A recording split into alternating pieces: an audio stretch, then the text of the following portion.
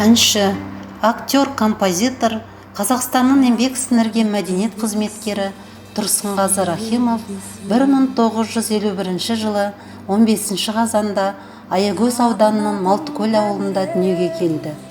Алматыдағы эстрадалық цирк колледжін бітірді. 1994 жылы «Сәби болғым келеді» деген атпен әндер жинағы шықты.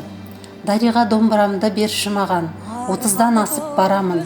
Мен сені сағынғанда, санаулы күн, санаулы ай, санаулы жыл, сәби болғым келеді секілді әндерді жазған композитордың барлығы 100-ге тарта әні бар.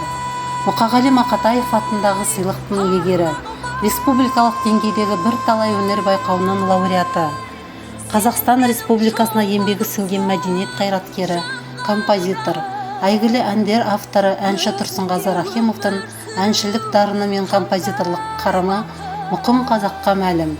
Өнер иесі ретінде танымал. Тұрсынғазының тұлғалық тұлпатынан қалыптасқан нәрсе бірнеше кезекте оның бойындағы талантты болса керек. Талант тәңірдің тартуы десек, сол талантты ұштауға да, сол талантты тудыратын туындыларды дүниеге келуіне түрлі себептер болмақ. Сәби болғым келеді. Бұл Тұрсынғазының алғашқы әні. Сазгердің сазгерлік әлемдегі сәтті сапарына жол ашқан ақ жол таян. Бар қазақтың көңілін баураған бөлек дүние. Шамшырақ клуб ұжымы сіздердің назарларыңызға Жәнібек Карменовтың шәкірті Айжан Дауленованың орындауында «Сәби болғым келеді» әнін ұсынады. Sәби